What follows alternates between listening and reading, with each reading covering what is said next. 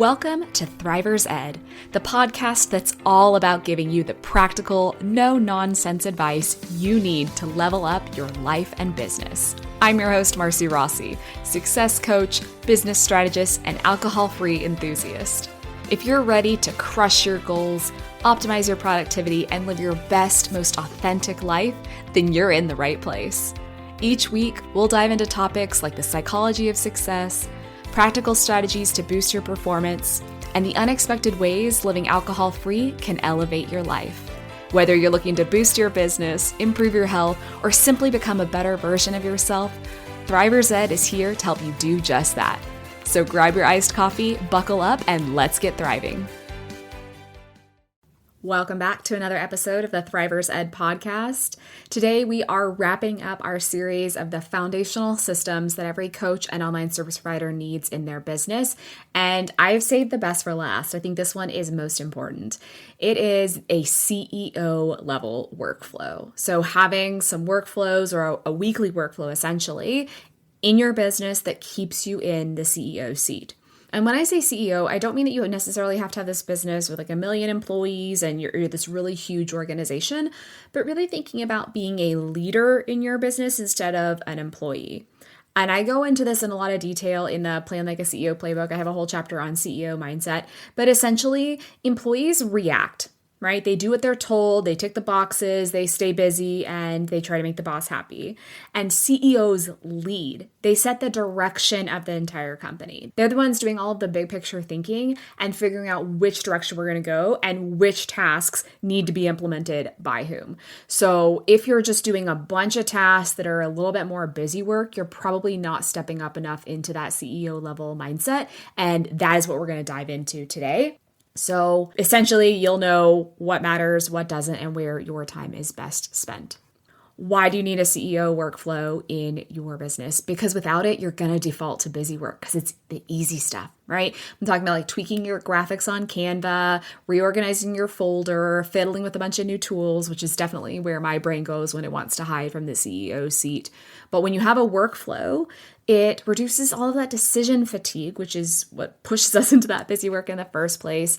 It makes sure that we're focusing on growth, not just putting out fires. And honestly, it gives you more breathing room and more creativity in your business. So there are 4 pieces to this CEO level workflow that I want to work through. The first one is to review the numbers. So the metrics in your business, the numbers, the stats, the whatever you want to call them, this is a CEO's compass. A CEO can't decide where their energy is best spent, where they want to go next, without knowing where they've been, without knowing what has been working and what hasn't been working, without seeing where they're getting their biggest results so that they can double down on those and really, 10x their business versus just going with what feels good or doing what everybody else is doing and not recognizing whether it's actually serving you. You don't have to track every single number that's going on in your business. We want to do the ones that are going to tell you something that you're actually going to use. So looking at your financials, right? Your income and your expenses, looking at your client progress or your students' progress or your whoever it is that you're serving. Maybe you look at your marketing efforts. So your email open rates, your click rates, the inquiries that you get or applications, however you serve this. I want these to be numbers that you're going to act on and that can be more in your control, right? So if we're thinking about likes and follows and comments on your Instagram, first of all, that's not going to directly change how you're designing your business. You're not going to redesign everything that you want to do in your offer suite based on some likes and follows. But also that's not really in your control, right? You can't force people to like and to follow your stuff, but you can play around with your email open lines and make sure that you are testing different copy to see what's going to get the biggest result. And you can also, with love, send people on their way that aren't opening any of your emails, right? If someone never opens a single email from you in 3 months, it doesn't matter what we do to play with the subject line because they're not interested in hearing from us. So focusing on the things that we can actually do something about and that are within our power and how can we improve those levels. I know it's scary, it's intimidating to look at these things, but the goal is not to judge ourselves or to set up criteria that we're never going to meet or to compare ourselves to someone else, but instead we want to look at patterns. So if your last email got poor open rates, but they are generally higher, maybe that subject line didn't land. If you're not seeing the kind of traffic to your website that you normally see, have your marketing efforts fallen off? Have you changed something? Have you stopped doing something? Or is something that used to work just simply no longer working these days and a pivot is required? So when we're thinking about looking at these numbers, again, we're trying to find some patterns, not just one-off situations. And we're trying to tell us what that means about what our next best step is. So first up, look at the numbers. I know I'm a nerd, but I promise you it's important and it will make a difference. Number 2 is to set your weekly priorities. This is that CEO level thinking. What is the biggest needle movers in our business? Again, this is where we're going to separate from that employee level tasks versus CEO tasks. But we can essentially break this down into 3 categories. So marketing. Now, when I talk about marketing, these are growth focused efforts, not busy work. So things like pitching a podcast that's going to put you in front of your people, the kinds of people that you serve, or outlining a webinar that you want to use to build your list, or emailing your current email list with a story that connects to your offer. I want you to contrast this with those employee level tasks like rewriting endless Instagram captions or making Canva graphics or tweaking your branding. These are things that are not going to directly lead to growth. So when we're talking about marketing, I want direct growth efforts, not just something that we are lying to ourselves makes a real difference in our business, because these other things are scary. Pitching people is scary. Getting visible is scary. But again, we can go back to that first system about visibility and how important it is. So really looking at, are the tasks that I'm spending my time on, these marketing level tasks, really things that only I can do, that are best done by me, and that are actually going to grow my business. Up next is delivery. So in this, we're talking more like your client experience, not necessarily the admin pieces. So we can refine our onboarding so that clients know clearly what's going to happen next, or refine our offer suite so that offers tie in clearly. We're not just creating what feels good in the moment, but making sure that we have a cohesive ladder where one piece builds on to the next. We can record a training that we can use in multiple places, right? Especially if you speak at a lot of summits, perhaps you can record sessions or trainings that we can use over and over again. Maybe we look at our current offers and find ways to improve them. So really popular right now is adding custom GPTs to your course or to your program. Is there something that you can do to make your program even stronger, to create better results for your customers and clients? And how can we improve those offers, which ultimately increase the value of them so that we can sell them for more later on the line, right? So thinking about how we can improve the client experience, whether that is a person working with you for services or any products that we're delivering, making those as seamless, as valuable as we possibly can. And then last is operations. And this feels a little bit like admin, but really we're talking about efficiency and scaling here. So you can audit and cut any unused software. You can document your processes so that you can easily hand this off later and make sure that you're not wasting your time on things you don't really need to do. You can automate any of those tasks that tend to happen over and over again, right? Compare this to reorganizing your Google Drive to have different, folders all neatly organized again, or to answering emails, the exact same email over and over and over again, versus having a template where you can just drop that in and save yourself the time of basically reinventing the wheel over and over. So when we're looking at this CEO level work, it's leverage. We're doing some of these smaller actions now that are going to free up time for you in the future. So first was review the numbers. Second is to set your weekly priorities, things in the marketing, delivery, and operations areas. Third is to actually schedule it out. So if it's not scheduled, it's probably not going to happen. It doesn't really matter how you choose to schedule this out. You can block off time in your Google Calendar or on a physical calendar. You can write them all out on a weekly to-do list. I had a paper to-do list I was using for a really long time where I would write out what my tasks are going to be. And currently I use ClickUp because now I use ClickUp for just about everything. And it keeps me so organized. I know exactly what I need to do every single day. I have my list of tasks there. And I can feel like I've accomplished something because the CEO level version of Marcy went in there and chose the tasks that are going to be the most important for her to focus on. So then when I come in, everything is ready to go. It's up to you again, which tool or tools you want to use to accomplish this, but just making sure that you are making the time to do this. When I was doing that weekly planner, I would always come in on Sunday and I would look through, what I have coming up for the week, set my 3 weekly priorities, and make sure that the things that I'm doing are focusing on that visibility marketing piece and also serving, right? It's great to work on operations when we can, but if we're not getting visible and we're not helping people, then those operations don't really matter at the end of the day. They're not going to sustain our business. So those first 2 are going to be the most key, and making sure I have those prioritized in my week. Now that I use ClickUp, ClickUp has a little section on your dashboard called your lineup, where you can take your upcoming tasks and kind of drag them over into like a to-do list, like a most important 1, 2, 3, 4, 5, or however many pieces that you have. And so when I finish a day, I will look at my lineup. It should be empty because I like to keep things really that's going to be key for the next day. And then I will drag over what priorities are going to be there for the next day or even for the whole week. It really kind of depends on what I'm working on. But that for me is that time at the end of the day when I wrap up and say, okay, tomorrow, if I get nothing else done other than these 3 things, I know that I will have had a successful day at work.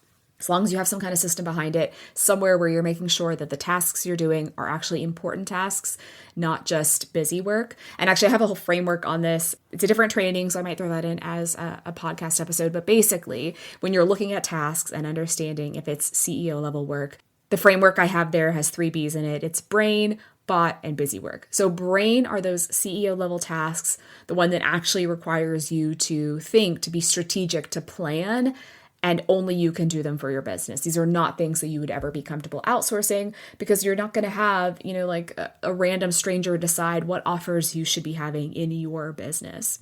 The bot work is anything that we can automate. So anything where we can create, like for example, I have a custom GPT that helps me produce my podcast. So it comes up with the titles, the show notes, and the blog post based on the transcript of the episode that I record myself, right? This is something that I've created. It took time to create up front, but then now I'm able to quickly produce a podcast episode, whereas it would have taken so much longer when I was doing things manually. That's bot work. And then the last is busy work. These are things, like I said, tweaking your brand colors, playing around with your website layout, creating Instagram graphics on Canva, things that we can be outsourcing, that we can purchase templates for, that we can hire someone to help us take on, but things that really should be either delegated or dropped because they're not the best use of your time. The final step in this CEO level workflow is to recharge. So we need to protect your energy so that you're coming into this and making the right calls in a place of being fired up, excited, and passionate, and not of just desperation or complete burnout. So we're not trying to push through exhaustion here. We're not just trying to react to every fire that comes up. And definitely, I don't want you to be thinking of your downtime as a luxury. We want to have recovery and rest time and repair and recharge and all the words here, because a fried CEO, a burnt out CEO makes bad decisions, and bad decisions lead to bad results, right? And I don't want that for you. So thinking about how we can include space in our day to recharge. I'm thinking the first thing that came to mind was if you've read the Artist's Way book, they have artist dates in there. So finding some space for you to be creative so that not everything you're doing is just trying to power through your to-do list as quickly as possible, but really to allow yourself to dream, to create, to figure out new paths forward, to really be inspired, I think is really important and definitely key in that CEO level role. We have a couple sessions, obviously, at Automagic that are going to touch on this. We have one specifically about this, having a system around recharging so that we can balance kind of the execution piece with our actual energy levels. And then, of course, the entire premise of the summit is to save you time. So there are sessions on all kinds of things, like how to track your financials, how to create an email template library so that you have quick responses to people. Like, the entire purpose of the summit is to save you time so that you actually have time to recharge, so that it doesn't feel like some impossible thing because you're constantly grinding. All right, just to beat a dead horse here, I want to come back to the numbers and really focusing on where your time is best served. So whatever your hourly rate is, whether that's $100, $200, $500, $1,000 an hour, more than that, up, whatever it is that you charge, If that's what you can make on client calls or serving your clients and customers, and yet every week you're wasting 5 hours on Instagram, whether that's actually creating posts or scrolling for inspiration, you're editing your own podcasts, you're manually doing a lot of tasks that can be automated, you're burning money. I want you to take a moment and spot those tasks and either delegate, automate, or drop them, right? We really want to focus on the things that are going to lead to those, $500 client calls or whatever it is that you're charging. You may not have a full roster right now, but is the task that you're doing directly supporting that? Having conversations with potential leads, that's going to directly support having more client calls, right? Having more services or contracted work available to you. Whereas editing a podcast is not going to sign a client for you. That's something that could be handled by one, not doing anything at all and just going for it and uploading it, or two, outsourcing it to someone who can take that on while you do things that are going to directly lead to that money. And I actually even have a freebie that I've created called the Revenue Rituals. And these are tasks that are directly tied to you signing more clients. I'll make sure to put the link in the show notes here. But yes, looking at what you're doing, is it directly tied to visibility and to revenue? And if it's not, is there a way that we can either stop doing this or find a different way to do this, have someone else do this, whatever that looks like? So your Thrive in 5 for today. Number 1, I want you to pick 3 metrics that you're going to start tracking. I look at some things every week, but let's just say monthly. I know this is a weekly workflow that we're going through here, but sometimes in order to really pick up those patterns, we need to have enough data. So pick 3 metrics that you're going to start tracking monthly. That could be your budget, your email open rate, and your email list size. It doesn't really matter. It really depends on your goals, but pick 3 things and you're going to start tracking those monthly. Number 2 is to set up a system to start tracking your CEO level priorities. So these were things in the marketing, delivery, and operations areas that we talked about before. And I want you to go ahead and think about next week right now and write down 1 priority in each of those areas that you're going to focus on for next week. Number 3 is I want you to actually block out some time in your calendar based on one of those priorities. You can go ahead and block out all 3 if you want, but go ahead and block out right now in your calendar some time that you're going to devote to whatever it is you just said is going to be key for your business. Number 4, I want you to identify 1 employee level task that you're either going to delegate, automate, or just drop altogether and find something else that you're going to replace that time with. Whether that's another business task or whether that's actually taking a break, which actually ties into number 5 here, which is to schedule 1 recharge activity into the following week. When I say schedule, you don't have to actually put in your calendar, although obviously I love having everything in my calendar or in my ClickUp, but just think of how you're going to recharge. What's something that you can do that's going to actually restore you and get you excited about coming back into the business the following week? At the end of the day, your business is not going to fall apart because you skipped doing Instagram for a day, a week, a month, or whatever. It's going to fall apart if you skip getting in the CEO seat.